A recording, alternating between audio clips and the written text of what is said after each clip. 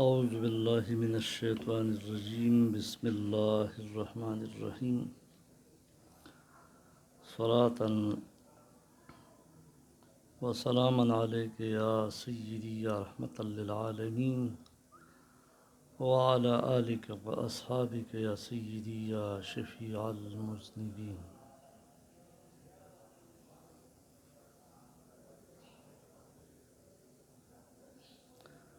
مضمون زمونگا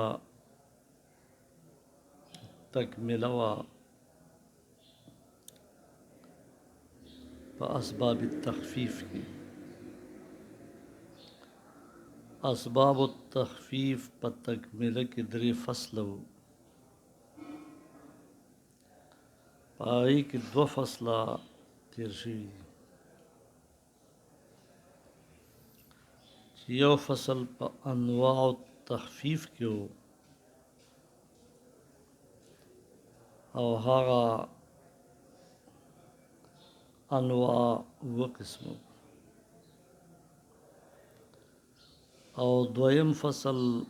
په نوعی المشقت کې وو، یعنی 2 نوعی د مشقت چې یو قابل انفکاک او بل غیر قابل انفکاک وو. نن دریم فصل شروع کیږي په تکمیله کې.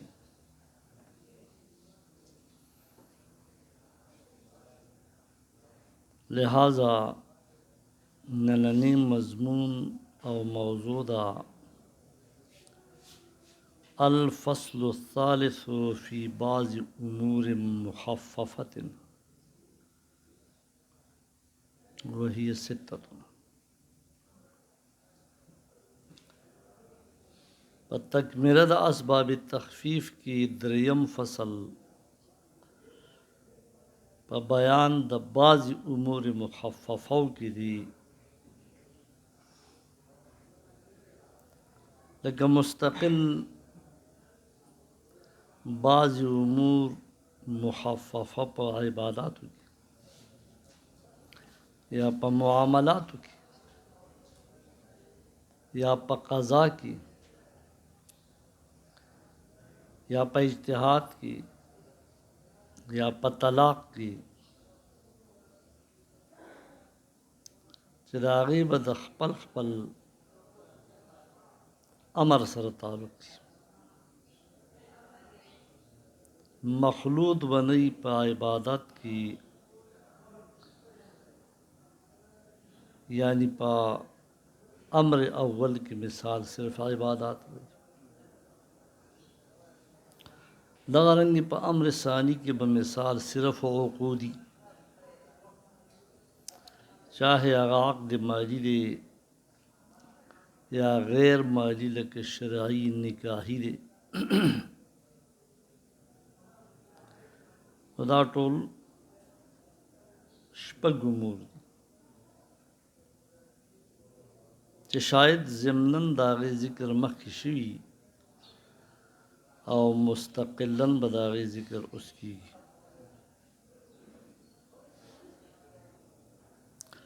الامر الاول فی العبادات، لہذا اولنی امر به په باره د عباداتو کې.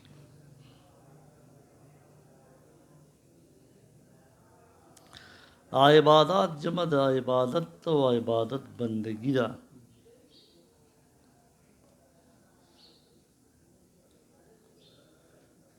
نو په عموم خپل باندې خو کېوالی، خو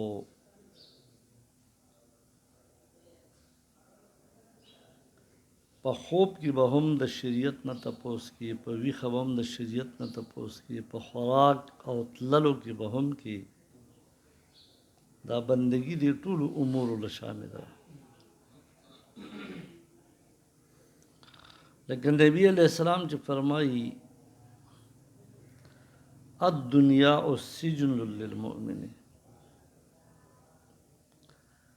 د مؤمن دپاره دنیا قید خانه ده، جیل دی. لکه په جیل کې جیلی ته هتکړی پرتی هت کړي ورته ځکه وي چې لاس ته ولا کړی چولي بیړی ورته پرتی بازي سرکش جیلی ته هغې خپو ته پرتی نو دې که چلن کی نو ډېر په تکلیف یې کوي نو مسلمان په دنیا کې چې زندگی تیری نه تکلیف سره تیری ا تکلیف یې څه دی په هر کار کې به د شریعت نه تپوس کوي نو هر قدم به د شریعت په بیړۍ او هتکړۍ کې دن لګي چاہے هغه د خوشحالۍ کار لکه واده ولې نه دی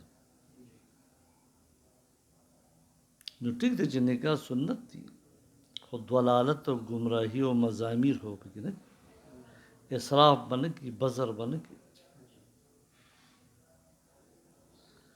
دغه رنګ غم پالي او که په معاشره کې اوسیږي او معاشرتي نور کارونه کوي دا ټول په بندګۍ کې راځي په عبادت کې راځي خو اصطلاحي طور د عبادت نه مونږه یا عبادت بدنی اخلو یا عبادت مادی اخلو یا مرکب من المال والبدن نو بدنی عبادت لکه روزه چې د مال سره تعلق نشته لکه منځ چې د مال سره تعلق نشته مالی عبادت لکه زکات فطرانه چې د بدن سره تعلق نشته مرکب لکه جهاد چې هم په نفس جهاد کوي هم به تورړال ځان لري یا حج او عمره چې هم به مشقت بدنی برداشت کوي او هم به مال لګي په دې درې قسمه کې اصطلاحاً عبادات محصور دي بیا دغه عبادت یو مقصودی دی یو غیر مقصودی دی لکه صلات عبادت مقصودی دی او د هغې دپاره وضو عبادت دی خو غیر مقصودی دی معنا دا که څوک چېرته لمونځ نه کوي خو د لمانځه په وخت باندې اودس کوي د ماسپښین وخت داخل شو اودس یې وکړو خو لمونځ یې ونه کړ د مازدیګر وخت داخل شو اودس یې وکړو خو لمونځ یې ونه کړ اعلی هذا القیاس نور لمونځونه دلته د اودس ته ضرورت نشته دا مقصود نه دی بنفسه دا غیر مقصودی دی دی مقصود لغیره دی او غیر سره صلات لہذا الامر الاول فی العبادات کی با د بدنی عباداتو بعض هغه امور چې پاغي کې شریعت تخفیف کوي چاہے هغه تعلق ساتي د مقصودی عبادت سره یا د غیر مقصودی عبادت سره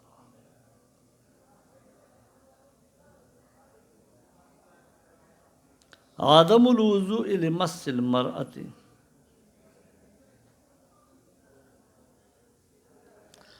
با عباداتو کی عبادت غیر مقصودی چې اودس دی په دې کې شریعت تخفیف کوي او په لمس د مرئې باندې نقض د وضو نه راوړي عند الاحناف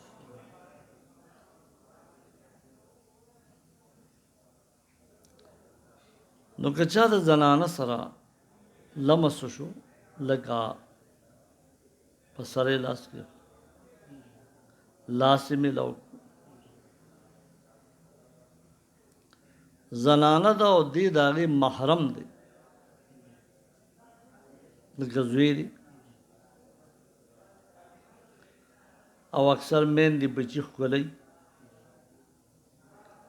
نو لمس خو راغی او یا بیا د ناکح او د منکوحې په منځ کې قبله لمس راغی نو چې څو هغه ملاعبت ته نه دی اورېدلی چې د هغې سره خروج دا مزې کېږي مزي خارجي نو نقض د وضو نه راځي په محض لمس باندې په دې کې حرج دی حرج دفع دی او کم ځای چې حرجي هغلته شریعت تخفیف راوړي یا تخفیف په صورت د قصر کې یا تخفیف په صورت د اسقاط کې یا تخفیف په صورت د عدم وجود کې دلته عدم الوجود دی معنا دا چې نقض نه موجود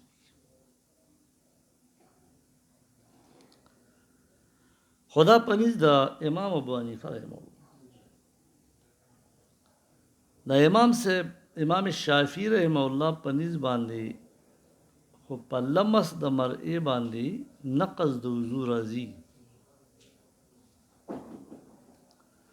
او هغه دلیل ځان او لامستم النساء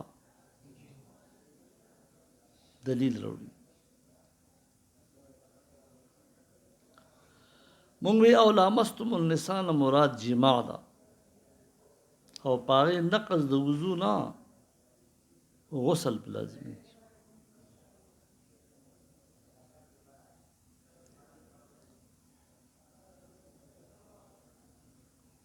نو هغه اجماع مرکب چې ورته ویل شي چې دوا عمل یو مرتکب داسې وکړي چې دا امامانو په نسبت باندې پاره نقض د وضو راځي لکه یو کس چې لمس د مرئم کو او په ملء الفم باندې قیم وکړه نو نقض د وضو خیرا خو د امام شافعي رحمه الله په نسبت باندې په لمس د مرئ راغی او د امام سے په نسبت باندې په ملء الفم په قی باندې راغی نو د امام شافعي رحمه الله د پر علت څه دی لمس د مرئ او د امام صاحب د پاره څه دی قی وکړه په ډکه خوله اوس که په دې کې د هر یو علت پورته شي ثابت شي په نفس الامر کې قی ناقض الوضو نه ده نو امام سے په خپل خبره نه ودري نو دا بیا اجماع نشو د یو امام شافعي رحمه الله مذهب شو په نقض د وضو کې چې لمس د مرئ کړي خو که په نفس الامر کې ثابت شي چې لمس د مرئ ناقض الوضو نه دی نو امام شافعي به نه ودري نو بیا اجماع نشو بلکې صرف مذهب د امام صاحب شو چې په قی باندې او د اسمات شو د امام شافعي رحمه الله په مذهب مطابق په لمس د مرئ نقض د وضو راځي خو کله چې دا ځینې د امام شافعي رحمه الله په مذهب نه دي کني هر وخت به بیا اودس هر وخت به بیا اودس د نکاح په معامله کې ما ته چې ویلې چې د رضاعت معامله راغله او به هر حال هغه دغه مرئ سره نکاح کول غوښته نو وی خیر دی کنه زه به مذهب بدل کړم د امام شافعي رحمه الله مذهب ته وړم یا لکه مې د امام شافعي رحمه الله مذهب ته وړې دلته کې شوافی نشتا زندگی بسنگ تیرے او خلق به د پورې خاندي چې دې د ښځې دپاره د مذهب بدل کړ. نو مې بله خبره دا خو تقلیدي شخصي دی، نو ته به بیا د امام شافعي نه ټولې مسلې منې، نون به د هغه په طریقه کې.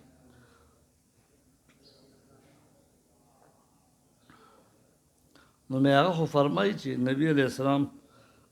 د دې حدیث په ظاهر علی چې من ترک صلاة متعمدا فقط کفر، دې سره بس نو مې چې د هغه په دې کافر شي که نه، د قیصر د خود به خود نکاح ماته شوه. د کم مقصد دپاره چې نکاح کي او مذهب بدلې، د کم مقصد دپاره چې مذهب بدلې، هم مقصد خو ستا بیا هم نه لګي. نو وایم چې دا خلک چې د دې زمانې د بعضې پیران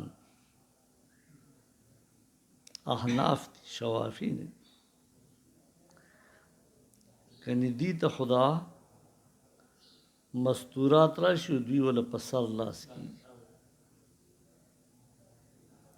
چې دې پیر صاحب ته کم شریعت ویلی دي چې د دې اجنبي په سر باندې ستا لاس کې ښودل جایز دي. حضور علیه السلام چې د هر چا روحاني پلار دی د ټول امت، دا عمل نبی علیہ السلام نه دی. او کله چې مکه معظمه فتح شوه او بیعتونه کېده، نو یو طرف ته ابوبکر صدیق رضی الله عنه بیعت ته کېناست او بل طرف ته نبی کریم صلی الله علیه وسلم. نو دا ابوبکر صدیق رضی الله عنه په واسطه چې کوم بیعت اسلامي کېده، نو هغه به لاس په لاس کې ورکوه. و نبی علیه السلام چې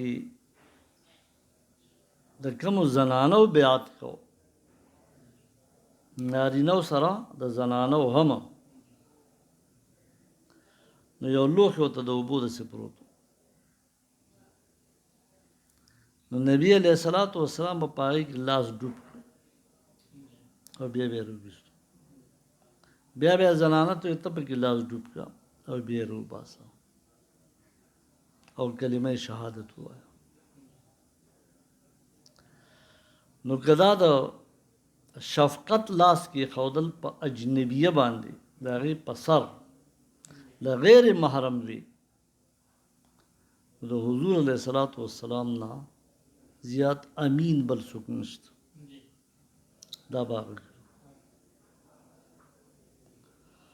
او فضلالرحمن ملا صاحب خو لا د مریم نواز په سر لاس دي. دا پیران خو لا بیا هم په مریدانو لاس دي که مریدان، هغه زنانه مریدان. نو بیعت خو د زنان نبی علیه السلام کړی که نه، خو په خپله طریقه یې کړی.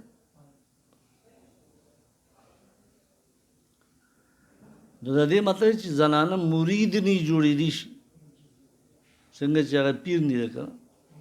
مرید نه جوړېدی شي، د یو پیر شاګرد هم جوړېدی شي، د یو استاد د ضرورت په وخت کې، چې زنانه معلمه نه وي، خو په شریعت کې دننه په پرده کې. مثال پرده پرته ده، متعلمات د پردې نه شاته دي، معلم د پردې نه شاته دی، سپیکر په منځ کې لګېدلی دی، معلم لګیا دی، متعلمات یې اوري. نو آواز خو خیږي د چا؟ د نارینه معلم په پرده کې، د شاګردانو خو نه راځي. نو د نارینه آواز خو عورت نه دی، او په اذان کې او په تقاریر کې او په څه کې په سپیکر وځي. نو وایم دا که دا فضلالرحمن مولانا صاحب د امام شافعي په مذهب وي، نو هر وخت به بې اودسه ګرځېدو، هر وخت به بیا اودس او ځکه مریم نواز د خدای لري خو د هغه سره هر وخت نیغه ولاړی او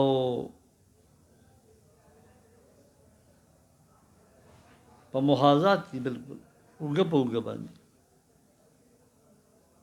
د صاحبانو زمانه په یو انټرویو کې تپوس شو چې دا میلادونه چې کیږي او په دې کې خلاف شریعت کارونه کیږي او من جمله د هغې نه د زنانو شمولیت دی دې باره کې تاسو وایئ مې دې باره کې خو اول زه د شریعت مطابق دا خبره کوم چې دا کارونه جایز نه دي اختلاط د نارینو د زنانو اگر که په یو مذهبي عمل او کار کې نو جایز نه مونږ یې اکثر مسترد کوو زمونږ په علاقو کې چې څومره میلادونه کیږي په دې کې خلاف شرعي امور نه دي خو مې یو ګیلم کوم او هغه دا ده چې دا کم خلک چې دا اعتراض اوچتوي هغې په خپله په اسمبلو کې د زنانو سره اوږه په اوږه ناست دي نو دا خو یو دنیایي کار دی که نه ځکه د دین کار خو پکې کېږي نه چا شراب حرام کړو نه چا سود حرام کړو قانونا شرعاً خو حرام دي خو دغه لارو کوڅو له ځي او دغه کرسۍ له ځي او دې خوا ته چې کوم دی مولانا صاحب نه ځي ورسره جوخته زنان ناست هغه هم سرتور سر او لا چې له خواله راشي نو مې په سر یې لاس بېل کېږي او بله دا چې د دې خلکو کانفرنسونه کېږي نو په هغې کې مشران زنانې وي هغه مینده وي لکه 100 ساله تقریبات د جشن دیوبند چې په هندوستان کې کېدو نو د هغې مشر اندرا ګاندي وه ځکه چې وزیر اعظم وه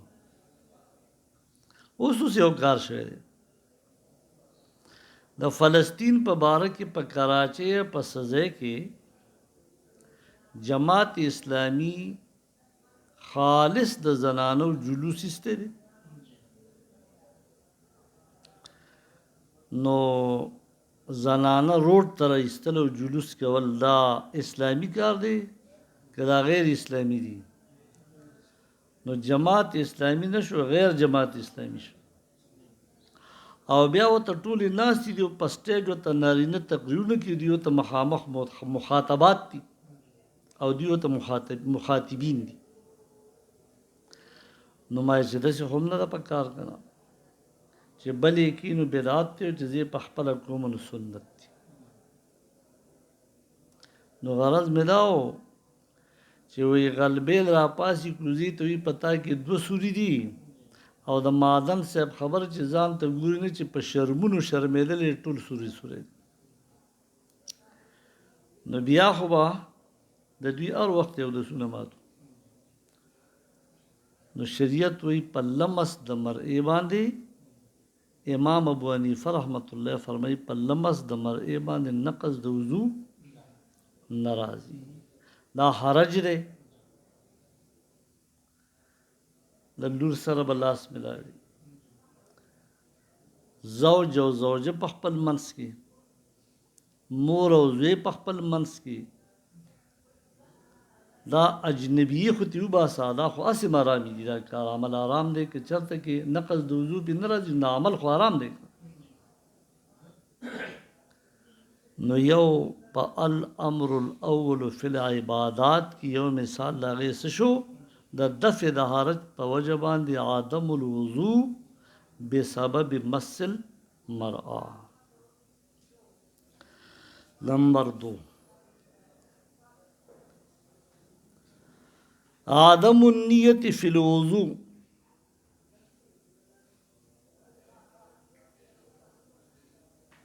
بغیر مقصودی عبادت کے دویم مثال بددی ورکو کہ څوک اودس کی بلکہ غسل هم کوي نو دلا نیت کول ضروری نه دیکھیں شریعت تخفیف کړه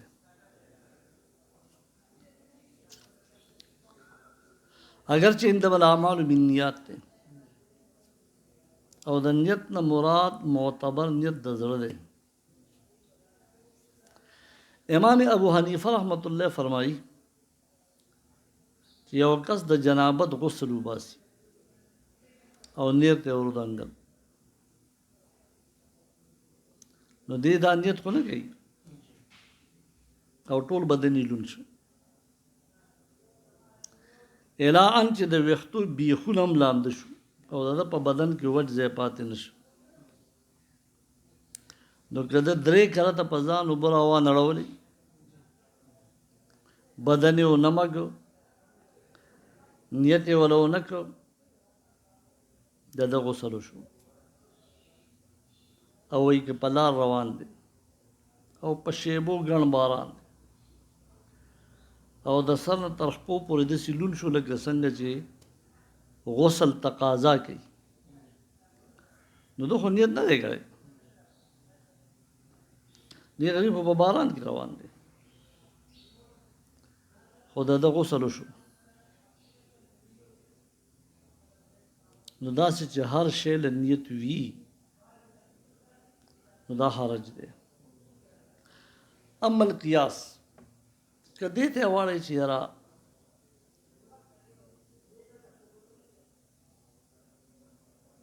نور شیونه چې څوک کینځي پلیت او پاکي او په دغه وخت کې حکمن د به بدن پلیت ته په 4 اندام پاکي یا په غسل کې ټول بدن په غسل پاکي نو دا جامه چې پلیت او څوک چې صفاکي وینځي او مانځي کوي نو دی ول نیت کوي لوخي چې وینځي دی ول نیت کوي کبل صدا سی وی نو نظر فکر غور قیاس تقاضا د دې کوي چې اودس او غسل د نیت نه وي.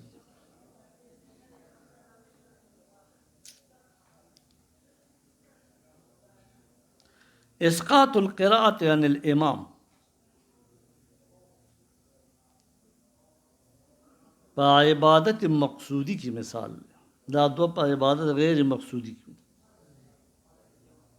عبادت مقصودی کی مثال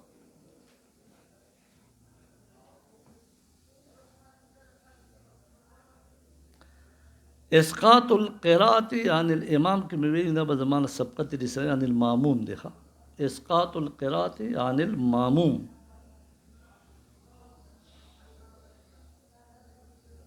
د مقتدینا د جمع په مانځ کې چې په امام پسې نیت تړلې ده نیت یې کړی دی په ماموم باندې قرات نشته دا قرات د دنه ساقط دی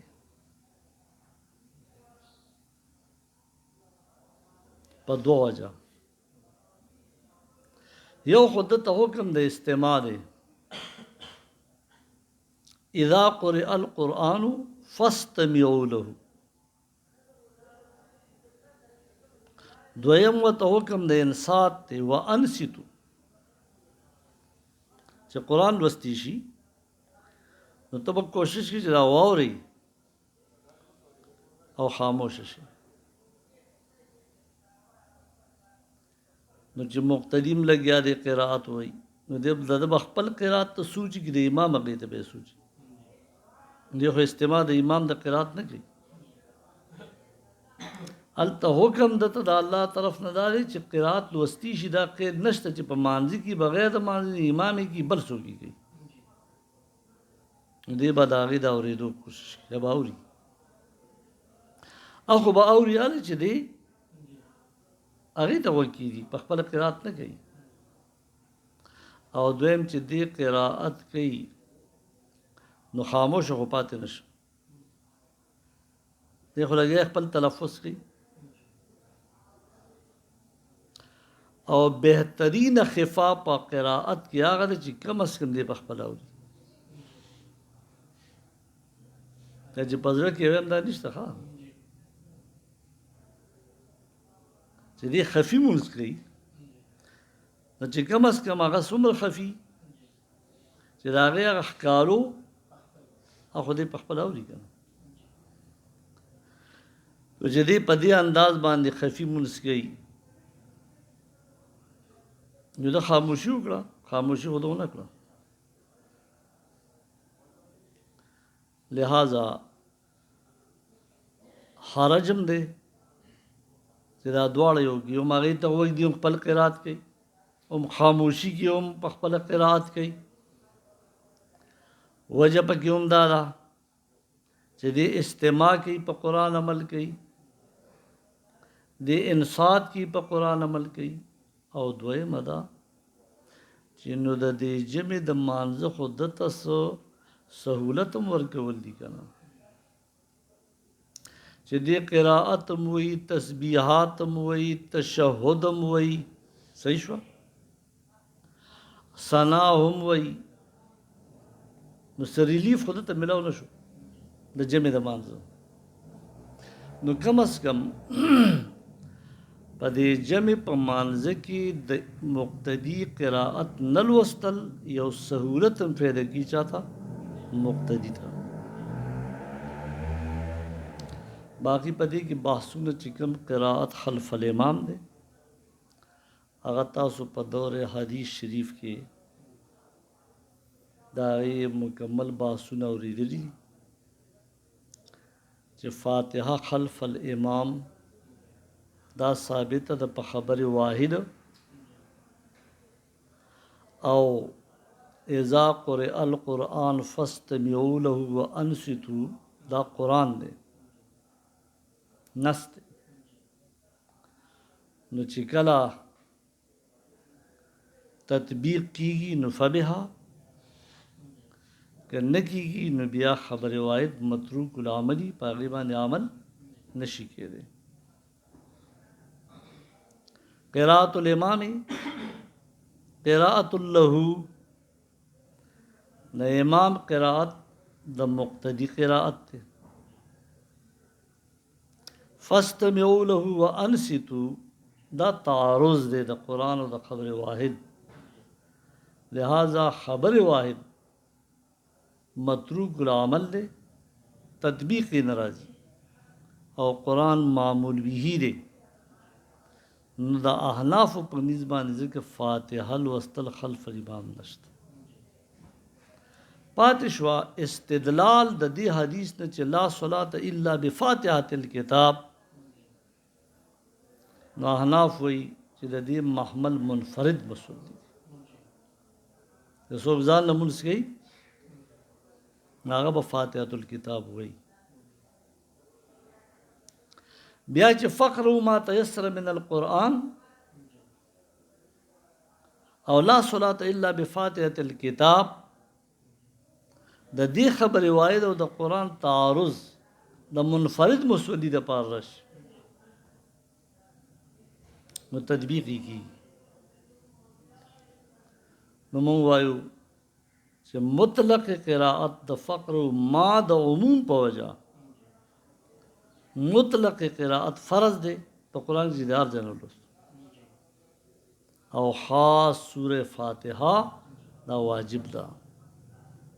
تطبیق راغی لہذا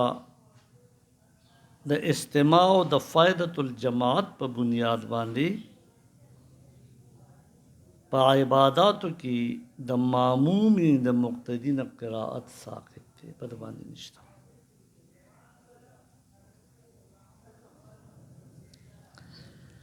ترک الجماعت فی المطر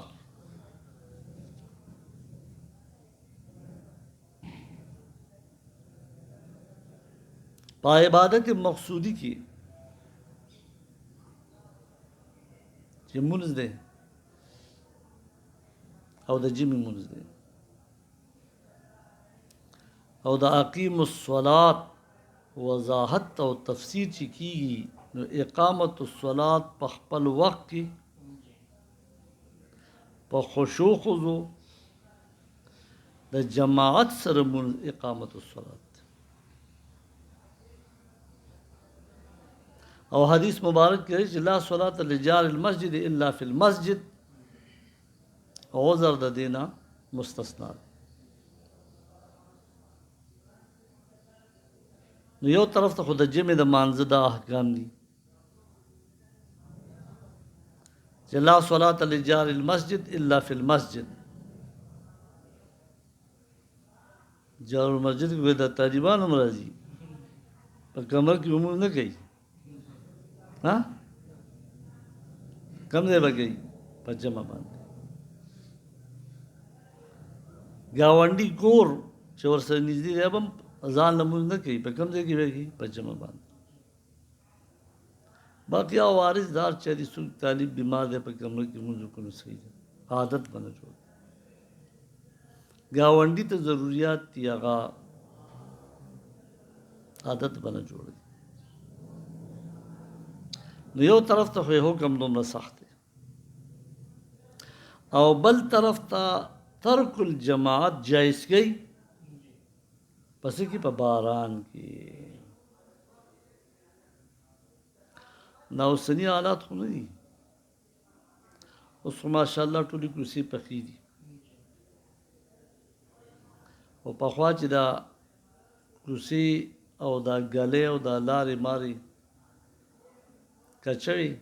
او باران بوش شو باقي به خټې وي نو دا خو په خپل ځای ده چې کپړې پې پلیتي که نه پلیتي د هغې خبره مخکې شوې ده. خو په راتلو کې به حرج دی چې باران وغورېږي او دی په ژمي کې په باران کې را روان دی بیا خټې دي او دی پای کې را روان دی. تاسو زمانه لږ زموږ د وروستو ده پخوا چې به دا کوڅې کچوي او دا خلک به په خټو کې تلو او ډېر داسې د مانځه پابند جماعت خلق وو نو هغې به د لرګي او پیزار اچو د لرګي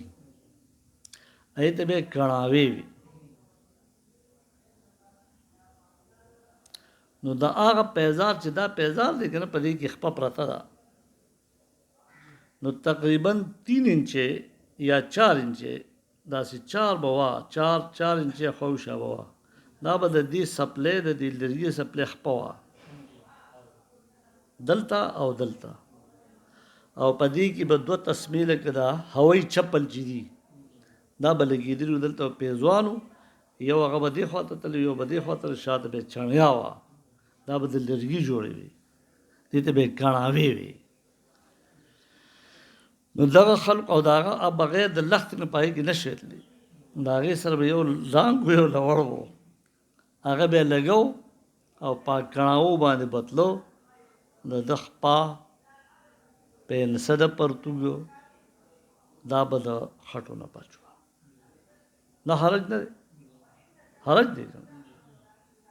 لہذا په باران کې که څوک د جمع مانځه له رانشي او په کور کې مونځ انفرادي طور وکړي نو ته تخفیف دی ځکه حرج خو دفع دی. نو بلال حبشي رضی الله عنه په باران کې اذان وکړ نو پیغمبر خدا صلی الله علیه وسلم ته فرموس یو اعلان وکړه معلومیږي د ضرورت اعلان په جومات کې جایز دی چې هغه د جومات سره متعلقه اعلانات دي د پولي او د ستنو نه وي د ټیکو نه وي د بیزې د ورکېدو نه وي دا نه. نبی علیہ السلام ته فرموس ووایه بلال رضی الله عنه الا صلوا فی رحالکم اذان به ته وکړو اذان د غایبینو دپاره وي چې حی علی الصلاة حی علی الفلاح خو درته اعلان کړم نبی علیه السلام فرمایي تخفیف مې درته وکړو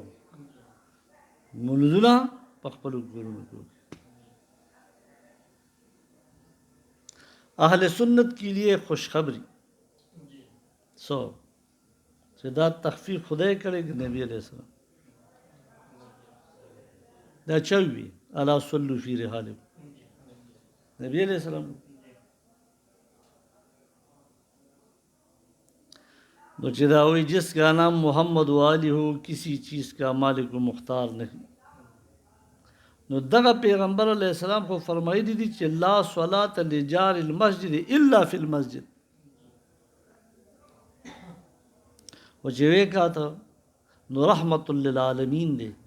چې زما په امت باندې ګرانیږي، چلو زه ته تخفیف کوم. نو که نبی علیہ السلام ته اختیارات نه وي دا تخفیف به کړو. ښه چې دا تخفیف وشو نو په قرآن کې د دې تخفیف دلیل پیدا کړ. د دې تخفیف دلیل کې دی نو هغه په احادیثو کې دی. دا خو نبی اسلام بلال رضی الله عنه تو فرمایي چې اوس اعلان وکړه چې الا صلوا فی رحالکم. نو کم از کم د خپل پیغمبر علیه السلام سپکه ویل نه دي پکار، درنه ویلې پکار دي. ما په سوات کې یو تقریر وکړو، ما نه وروسته یو مولانا صاحب و، هغه وی دا اهل سنت و جماعت هم دقه کار دی. وی دا کم احادیث چې 2 حدیثین دولس دا معنی دی اورېدلي، وی دا د بعد د احادیثو کتابونه چاڼ کړي او بیا به دا هغه وخت نه دا زړه کړي چې دا به د خیره سره چاته وایم ځکه دا زما د نبي علیه السلام په درناوي باندې دلیل دی. نو کم بختانو تاسو شپیرونی کې د دې لپاره چې کم ځای به داسې پیدا شي چې زه به د هغې نه ثابت وم، استدلال به کوم چې دا د نبي اسلام په کمزورۍ دلالت کوي. د دې په ځای باندې خو دا ذهن صفا کې او دا ووایه چې دی به زموږ شفاعت کوي، د دې دا شهادت نه بغیر مونږ مسلمانی ګونه مونږ ته مسلمانی ښودلې ده، مونږ د په طور طریقو باندې روان یو. دنیا خدای د مخه پیدا کړې ده، دا چې کوم تا ته معلوم وي دا به ستا مبلغ علم دومره وي، نور ته دا ولټ او تحقیقات بې جدایي او چېرته د درناوي خبرې وګوره او قوم ته وړاندې کړه. تاسو پوه شوئ پرې؟ نو هغه حدیث وغیره چې ما کوم بیان کړي هغه بیا وخت غواړي، خو یو اشاره مې درکړه. دا اختیار چا وکړ؟ نبی علیه السلام او حضور علیه السلام په خپل امت مهربانه شو او تخفیف یې ورته وکړ که د جمعې لمونځ په باران کې نه کوئ نو زما د طرف نه تاسو ته تخفیف دی. عدم قضاء صلوات الحائض وغیرہ لکه النفاس، مغمالی، نو مجنون خاص مجنون دی پاک نشته ته پاچا سوره راغله یو کس ته چې پاغه باندې اوس په غشي تاری وګي بیهوش او هغه بیا د شب و روز نه زیاته د هغه بیهوشي شو. نو شریعت وایي که د باندې دا کوم موضوعونه قضا شو دا به دې 4 ورځې وي 15 ورځې وي دې کومه ته خلک لاړ شي که نه په کلونو پراتی نو چې د دې قضا پسې حسابي دا حرج دی که تخفیف دا دی چې په ده باندې قضا نشته، په حایضه نشته، په نفاسه نشته، وجه بیا هغه حرج دی ځکه چې که یو حایضې ته د عام معمول مطابق هره میاشت کې حیض راځي او هغه 10 ورځې نو په هره میاشت کې به دا 50 منځونه قضا راوړي نو چې ورسره ویتر کې نو 10 منځونه دغه شو نو 60 منځونو ته ورسېد. دا حرج دی ځکه د شریعت د طرف نه په دې عبادت کې څه شوی؟ تخفیف شوی دی. الامر الاول فی العبادات کې به په دې امثالو باندې اکتفا وکړو. الامر الثانی فی العقود تبراشو، یعنی بعضی امور مخففه چې مستقل پای کې د بعضی امور ذکر دی. یو د هغې نه عقود دی، عقود جمع د عقد نو یو عقد حیثی دی، یو عقد شرعی او معنوي دی. نو عقد خو چې حیثی کېږي نو پړي له به غوټه ورکړي، او چې شرعي او معنوي کې نو بس ښځه او سړی به تړی نو. نو چې ښځه او سړی وتړل، خلک وایي نکاح تړي، داسې وایي که نه نکاح تړي. د نکاح تړل نه مراد څه دی؟ د نکاح په سبب باندې دا زوج او زوجه تړي دی یو بل سره، نو دا عقد نه شو. یا عقد مالي لکه بیع او شرا. نو په عقودو کې به مثلا نکاح شوه یا بیع شوه شرا شوه، دا به تقسیمو یو عقد شرعي یعنی معنوي ته او یو به عقد مالي ته. لکه نکاح بلا ولی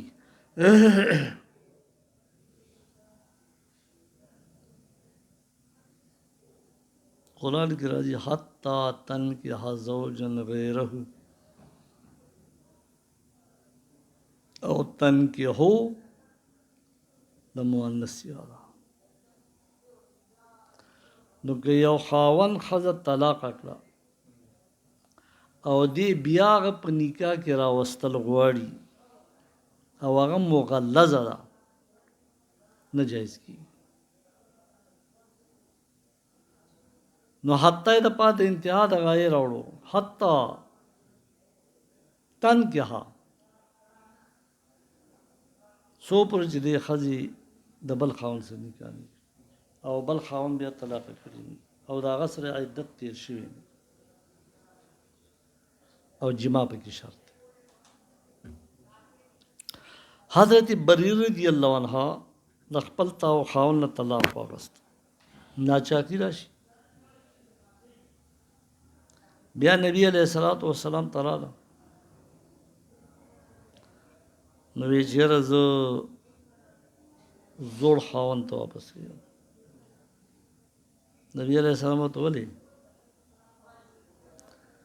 د لوپټې د پولیس کې ورته داسې کړه چې هغه نامرده دی. حضور ورته وفرمیل لا الا ان تذوقي من عسيلته ويذوق من عسيلتك. سو پورې چې تا د هغه نه استفاده نه کړي، هغه ستا نه استفاده نه کړي،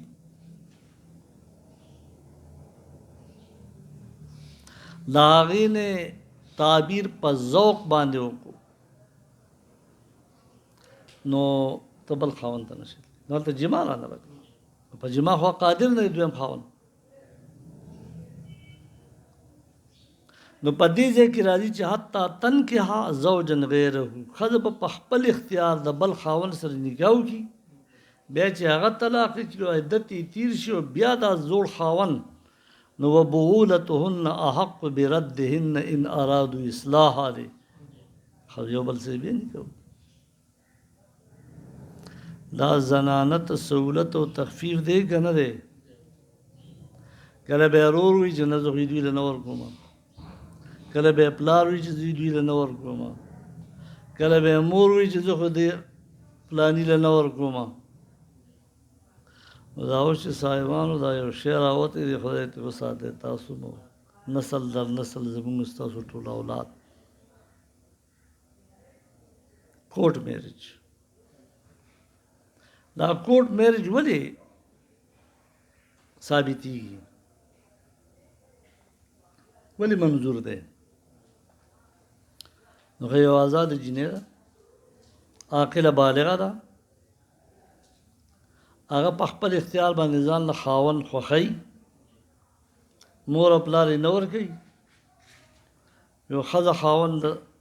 په اعتبار د ما یقولو د یو بل سره راضي شي، عدالت ته لاړ شي، ایوله مور پلار راوغواړي داسې هم نه کوي پلار وله راوغواړي دا ستا لور ده نو دا خو د دې هلک سره نکاح کوي که دې 1000 وایي چې یاره زما خوښه نه ده او نه دا به خپل اختیار په خپله کوي نو شریعت ولې اختیار ورکړی حتی تنکحه امام شافعي رحمه الله البته فرمایي چې ایما امرأة نکحت بغیر اذن ولیها فنکاحها باطل باطل باطل تاکیدا مونږ وایي دا خبر روایت دی حتی تنکحه نص دی قرآني دی بیا تعارض راغی تطبیق په دې یو صورت کې جوړیږي چې احناف اغستی دی چې ولی لره د اعتراض حق شته که کفر سره نکاح نه ورکړی نو د ښځې خپله خوښه ده که ځان له ښه خاوند کړي که ځان له بد خاوند کړي میاں بیوی راضي کیا کرے گا قاضي دا مسله هم د دې ځای نه وځي په دې وجه باندې په عدالتونو کې نکاحونه کوټ میریجز کېږي دې زنانه ته دا تخفیف شریعت ورکړی دی که چېرته داسې نه وي نو په دې عقد نکاحي کې عقد شرعي کې عقد نکاح کې په دې زنانه ته بیا حرج او تکلیف پورته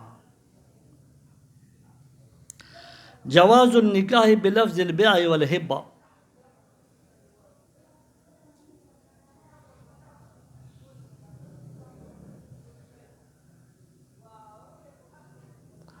زنانه په وخت د نکاح کې ویلي خاوند ته وهبت نفسي الیک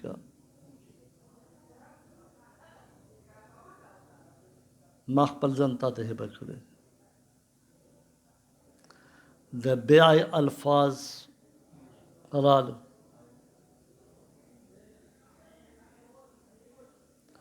او پلار ویلي وکیل ویلي د زنانه طرف نه ابيعها عليك بعتها عليك دلته په نکاح کې به کم از کم یو لفظ د ماضی د یو جانب نه ضروري نو وهبتو او بعتو اوس لفظ د سره دی د بیع او د هبه جایز کیږي په څه نکاح نو بیع او هبه خو په مملوک کې کیږي دا خو آزاد اخر دا خو د چا په ملکیت کې نه ده نو شریعت وی تخفیف کیوں کرا نکاح په بیع او په هبه کې راځي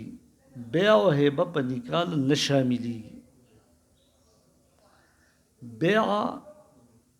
چې د نکاح لفظ استعمال کې بیع ته نه ثابتېږي چې د هبې لفظ استعمال کې ٹھیک شو د نکاح لفظ استعمال کې هبه ته نه ثابتېږي د نکاح باندې د تصریح کولو چې د نکاح لفظ استعمال کې بیع هبه ته نه ثابتېږي او که د بیع او د هبې لفظ استعمال کې نو نکاح پکې راځي او وجه سره وجه دا ده چې په نکاح کې دی مالک ګرځي د ملک متعی او په هبه او په بیع کې دی مالک ګرځي د ملک رقبی نو چې یو وینځه دا او چا په چا خرڅ کړه نو مسله شریعه دا نه ده چې مالک خپل وینځه بلا نکاح استعمالولی شي ولی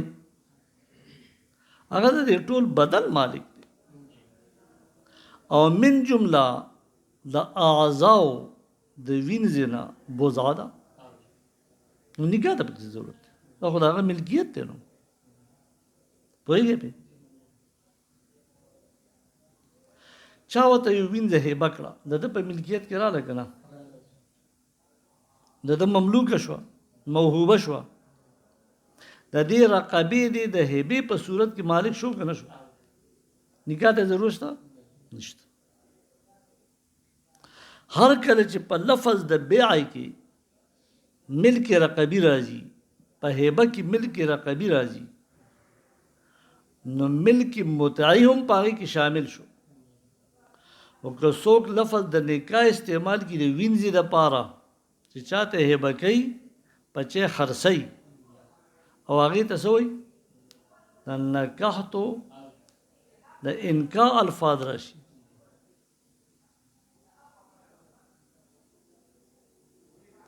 نو په نکاح سره به د ملک مدعي ثابت شي، ملک رقبي خو نه ثابتي. بل طرف ته دې په دې لفظ باندې ساخلي غرض ملک رقبي ثابتول غواړي. ځکه شریعت تخفیف کړی دی که د هبې په لفظ شو که د بیع په لفظ باندې شو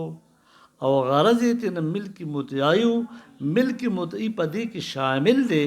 لہذا په هبه او د بیع په لفظ باندې نکاح صحیح کیږي.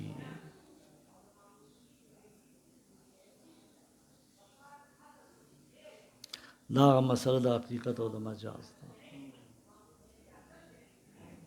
چې د بیع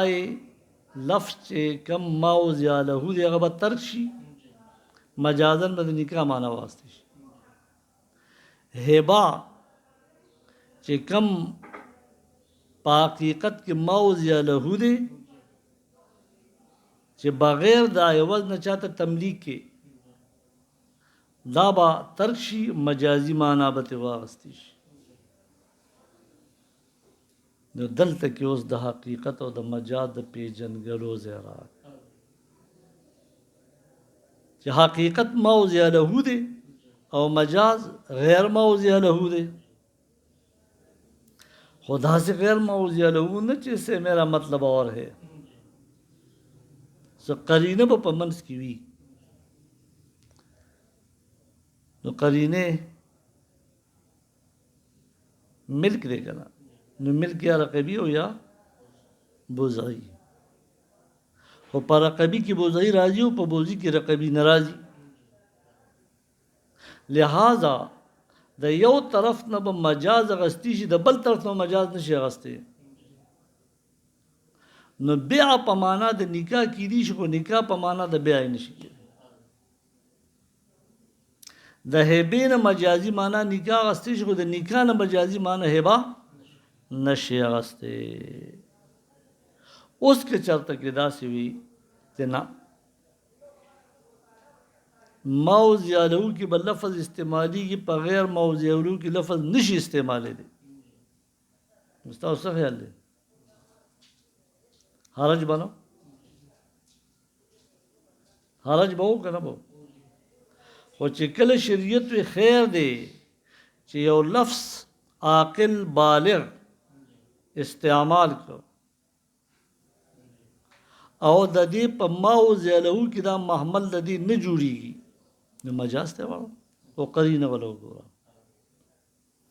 تو چې زید را روان دی او ته وایې چې جاء اسد، او اسد خو حیوان مفترس دی او هغه په دوه خپې روان دی، په څلور خپې نه دی، او د ذوی العقول نه د غیر ذوی العقول نه دی، نو خو مجازي معنا به ترې اخلي. خو جهت جامعه په مابین د اسد حقیقي معنا او مجازي کسی شجاعت، نو صحیح ده. د دې عاقل بالغ دا لفظ او د دا کلام دا ضایع نه کړو، او کوشش خو به کوو چې کلام د عاقل بالغ ضایع لا نه شي. نکاح فضولی په عقودو پاک د نکاحي کې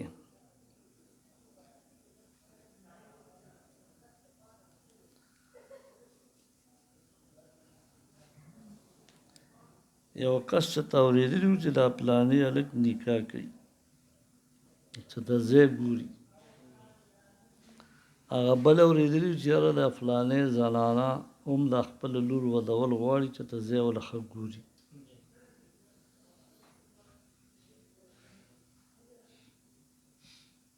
نو د دیم لکه د معاذ ابن جبل او د ابو موسی اشعری رضی الله عنه پاغه باونډي ملاقات شو. نو یو بل ته وی چې یاره داسې معصومه ده،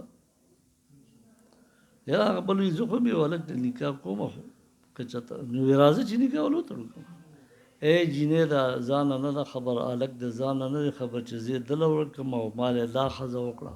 او دواړو په خپل منځ کې ویټ او پاور استعمال کړو او نکاح ولې وتړله.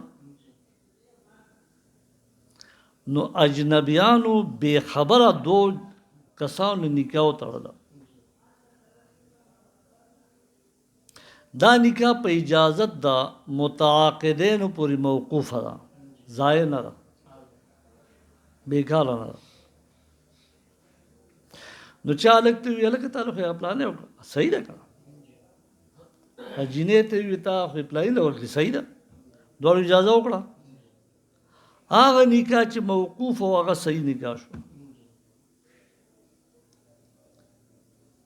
دا تخفیف نه دی په نکاح کې. کله کله داسې وشي چې وایي دا پلار د صغیري نکاح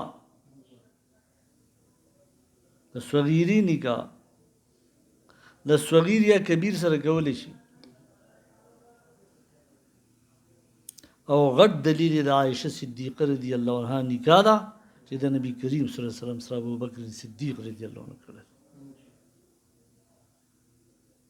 په اسمبلی کې یو بل پاس شو چې دا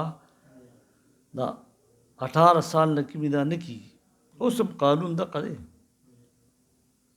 په هغې باندې نورالله قاضي صاحب تحفظات تغییر زناسم د پرویز مشرف په وخت کې چې بھائی دا شی د شریعت خلاف دی. دا ولې د دې صغیري نکاح پلار کوي؟ پلار یې وایي چې داسې چانس به بیا میلاویږي یا نه، دا کورنۍ ښه ده، دا ناکح ښه دی، صحیح شوه، زما د لور زندګي به ورسره ډېره ښه تېرېږي. نو چې دا دواړه فضولي راجمع شو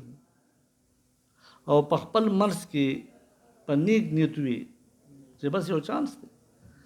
زه د دې هلک دپاره ځای ګورم او دی د دې جینۍ دپاره ځای ګوري، راځه نکاح به وتړو. بیا که یو بل خوښ شو یو ښه که نه خوښ یې نه شو نکاح نه نکاح شو، هسې موقوفه ده. اوس که شریعت وایي چې نه نه دا نکاح در سره کېږي نه او دا چانس خراب شوی وي نو بیا به دغه جینۍ هم بې واده ناسته او د هلک به هم بې واده ناست و، بیا به چېرته یا داسې موقع میلاوېدی یا نه. دا د شریعت د طرف نه د فضولي نکاح دا تخفیف په عقد کې دی. وکالت توکیل بالنکاح دا چې وایي که د هلک د طرف نه وکیل کینی او که جینۍ طرف نه وکیل کینی نو ښه خو دا دی چې ناکح و منکوح په خپله باندې ایجاب و قبول وکړي. خو که په عدالتونو کې د خپلو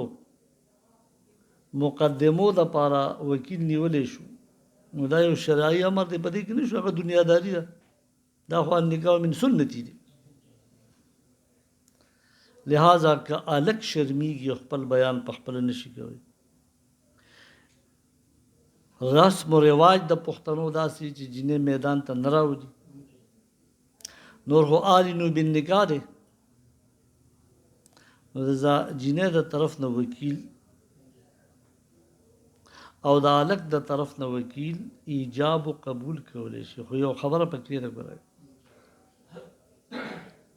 ادا ده چې د زنانه طرف نه به په دې وکیل باندې ګواهان مقرریږي چې او دی وکیل کو او دې ته چې پښتانه د نکاح رور وایي دا او تاسې د هغه خپل اصطلاح او د هغه پښتو په بنیاد وایي، نور دا رور نه دی. که بل د دې خاوند نه طلاق شو د ده اوس دې محرم نه و نو ده ورسره نکاح کېږي، دا وکیل دی قدر ته.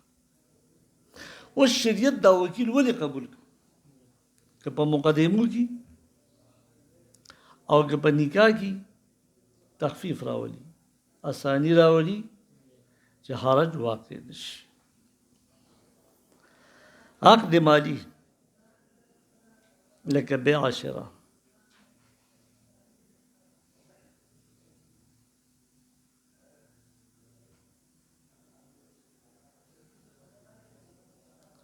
جواز د وکالت په نکاح کې تیر شو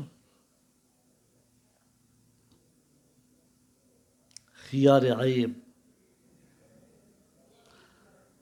مع دیگر خيارات لکه خيار شرط خيار رؤیت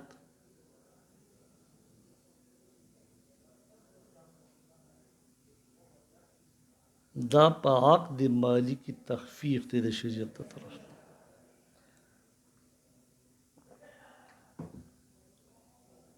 ورنه بیع سره ایجاب قبول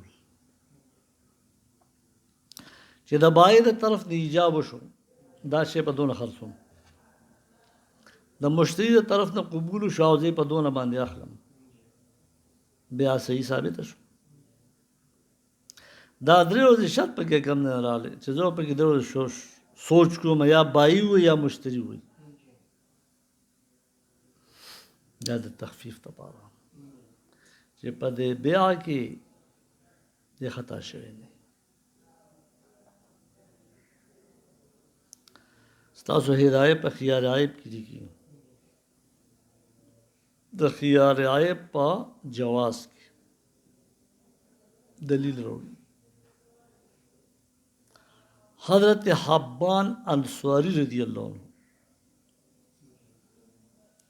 کان یوبن فی العیب فی البیع وی دب دے با اکثر پا بیع کی دوکه کېدو غبن بترات خلقو به په ارزان شی ګران خرڅو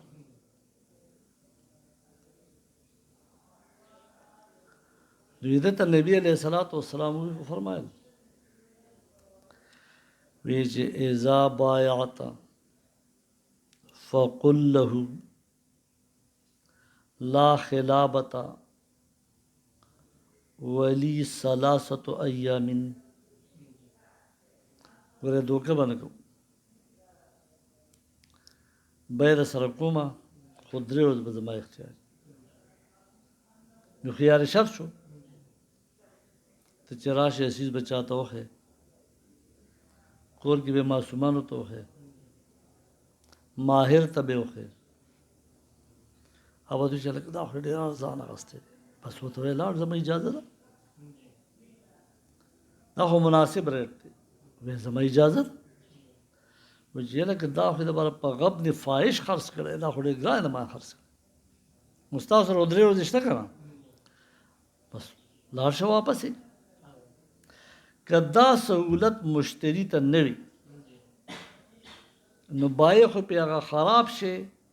او هغه کم قیمت شي ای په پګرانه خرڅ کړو نو په عقد مالی کې څومره خيارات چې دي دا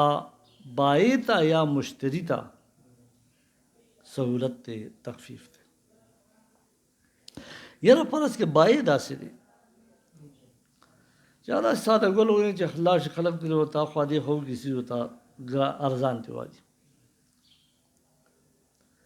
یو ورځ یو دا بارګینه په ډېر وړاندې کړ نو د یو چا سره ګاډی نو بارګینی ولاړ وې دا ګاډی خدا دا داسې دا غوندې دا وته خبرې مکو تو زما ګاډی سپکی خبرې باندې دا قیمت کې ګاله والا او کناله دا نو چې اوس داسې په چالاکو باندې ووړي دا بای پې ووړي نو هغه به ښه ټیک ټاک شي دې به ورته داسې سپک کړي چې په نیم بها قیمت به یې ته وایي نو هغه په دغه وخت کې د ده د پرشرای شو که نه هغه ورته هغه ګران شي ارزان ورکړو نو چې شریعت دته د 3 ورځو اختیار بای ته هم نه وی ورکړی او دا بای دته وایي چې لا خلابته ولی 3 ایام ټیک ده په دا قیمت زما او ستا په منځ کې شو ما پتا باندې مبیع خرڅ کړ خو 3 ورځې به زه سوچ په درې ورځو کې په دې کې ته تصرف نه کې خرڅې به نه چاته هبه کې به نه ٹھیک شو استعمالې به نه کما دنه واپس کو بیا نه بیا او کومه اجازه وکړه نو په دې شته سمنو باندې دا کم چې ما ته طی کړي دي سمن هغه چې توی شي او قیمت هغه چې لا توی شوي نه فیصله پې نه شي کمې به شي پکې راتلی شي په دې سمنو باندې بیا دا مبیستا شي دا اختیارات څومره چې دي ها اچھا جی الامر الثالث فی الطلاق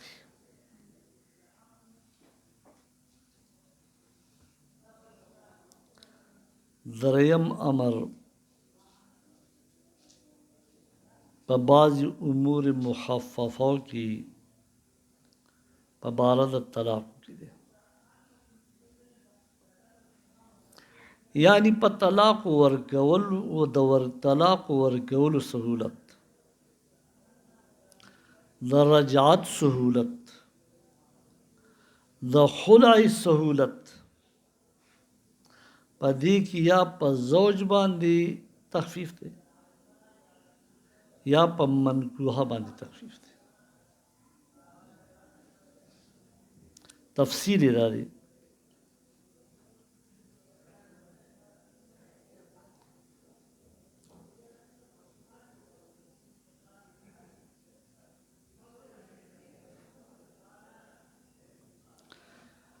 کیفیت د تخفیف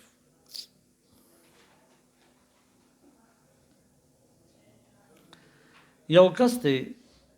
چا ښځې له طلاق ورکړي نو ساده خبره ده چې ورکولی شي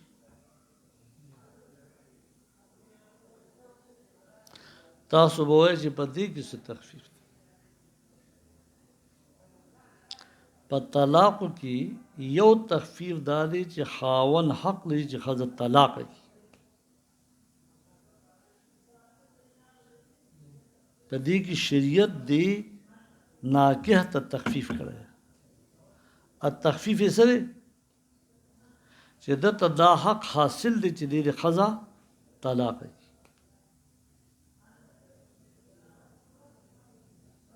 تخفیف یې څنګه دی نو کله کله خاوند ښځه وکړي او په بلا ښځه واوړي بې المازه ده ناشزه بد اخلاقه ده مړه د خاوند په کور چې څه چې ګوري مور او پلار له رسوي امانتداره نه ده ښځه خو هغه چې خاوند یې ستړی ستومانه راشي دا ورته ګټس کېږي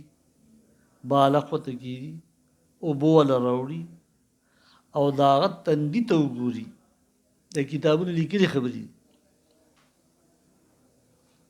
چې د به په دې وخت کې د دا سهولت بدني په سر راځي چای پخه کړمه اوبه راوړمه شربت وکړمه نو چې هغه دا وایي چې مړه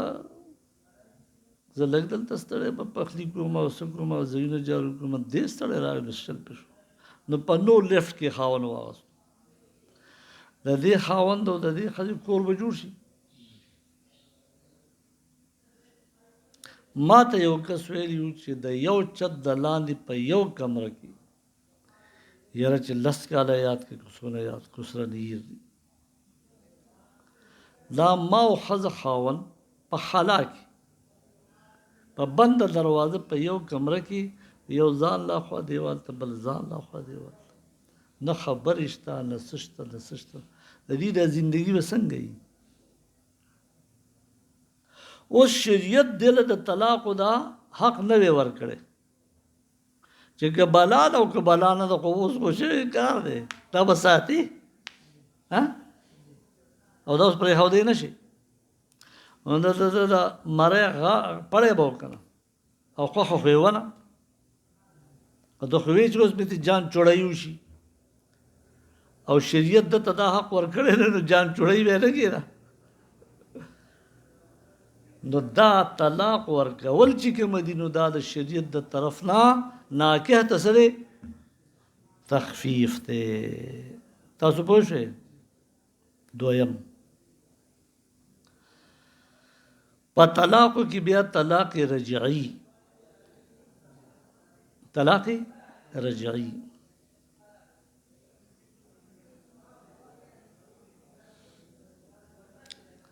نا ناکح ته تخفیف دی. که صرف د خولې نه یو پرې ته ختلی وي چې انت طالقون ته طلاق یو به خبره ختمه وه، نو دی هغه توکۍ لاړې بیا خولې نه راځي. نو دا خاوندان بیا ګرځي نه په دې مولانو یاره چې بس غوسه وم او خفه وم او بس خو دې ښځې مې جبر ایستې وه او ما هم ورسره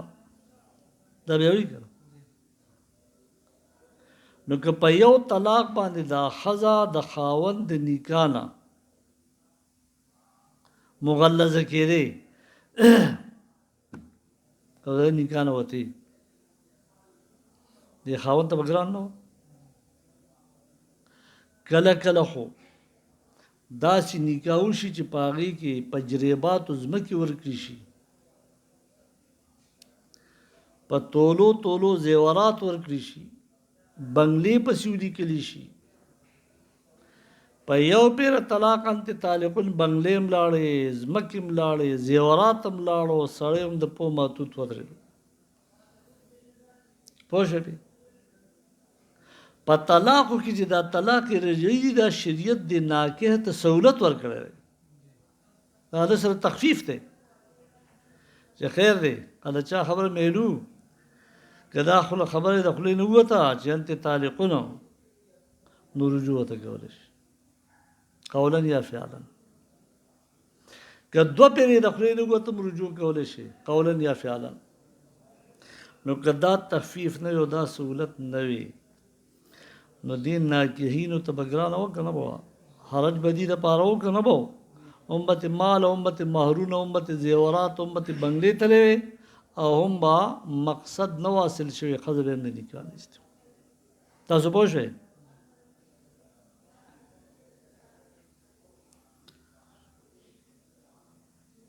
خلع په طلاق کې خلع هم ده که نه؟ دا منکوحې ته سهولت دی، منکوحې ته تخفیف دی. بیده عقدة النکاح، د نکاح د ختمولو اختیارات او په نکاح کې پابند ساتل دا خو د خاوند حق دی که نه؟ الطلاق مرتان فامساک بمعروف او تسریح باحسان. دو طلاق دې رجعي ورکړو نو څه خواته سوچ وکړه، یا خو د دستور مطابق دریم طلاق به نه ورکړي نو پاتې شو په نکاح کې، او یا که دې وایي چې نه خامخا بس دا بلا ده زه یې لرکومه نو دریم طلاق به هم ورکړي. نو دا اختیارات د چا سره دي؟ د نارینه سره دي. نو ښځه خاوند له طلاق نشي ورکوي او ښځه چې دا شی دي ته نه دی حواله، یعنې هر وخت به دا خاوندان ځوړن را روان وو چې ما له خو ښځې طلاق راکړي. دا خو ناقصات العقل دي. په لږه خبره باندې به خاوند ته وایي چې انت طالقون او هغې خو د سلاسل نه کم ګزار نه کړو، دا نارینه اوس نه کوي نو ختمه ته داسې انت طالقون سلاسن خبره ختمه شو. مهر خو د هغې حق جوړېدو مدخول بها ده هغه به یې ترې اخیستی. بیا حضانت هغه هم په خاوند باندې دی. نو بیا د دې زمانې عدالتونه خو به ښځه دې هم جدا کړي، بیا به دوی دون زمانه به ورته دونه خرچه هم ورکړي. نو بیده عقدة النکاح. اوس صاحبانو خبر الټه شوه، دا ښځې خاوند نه دی خوښ، نشهیي دی، پوډري دی، د ښځې خیال نه ساتي، یا د ښځې د حقوق زوجیت نشي ادا کولی، نو ښځه راله یاره څه وکړو بس اوس طلاق نه ورکړي نو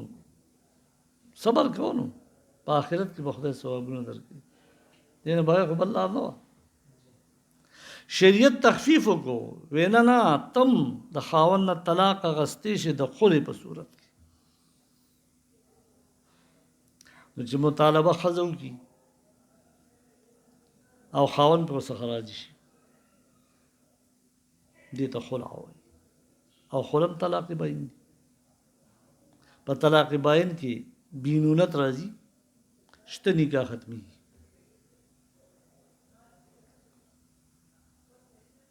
البته خاوند هم په حرج کې شریعت نه اچوي. خاوند ته دا وایي خیر که ته زړه په دې ښه کړې چې ښځې ته وایې طلاق به درکړمه زه خو یې نه درکړم، ته رانه غواړې نیم مهر به پرېږدې، نیم مهر واپس کړه، درېیمه حصه واپس کړه، د ټول مهر پورې اجازه شته. خو ښه دا ده چې استمتاع خو یې ته کړی دی که نه، نو چې که ټول په نیمه باندې خاوند نه رضا کېږي نو چې څه حصه ورته پرېږدي، نو چلو درېیمه حصه مهر ښځې ته پاتې شو، 2 حصې خاوند ته واپس. خو د مهر نه زیات دا حرام دي، نو کل مهر اخیستل ته مکروه دي، د مهر نه زیاته مطالبه حرامه ده، او د مهر نه کم مطالبه شریعت دته اختیار ورکړی جایزه ده. دا د منکوهي طرف ته شریعت سہولت ورکړی دی، تخفیفی په نکاح کې کړی دی.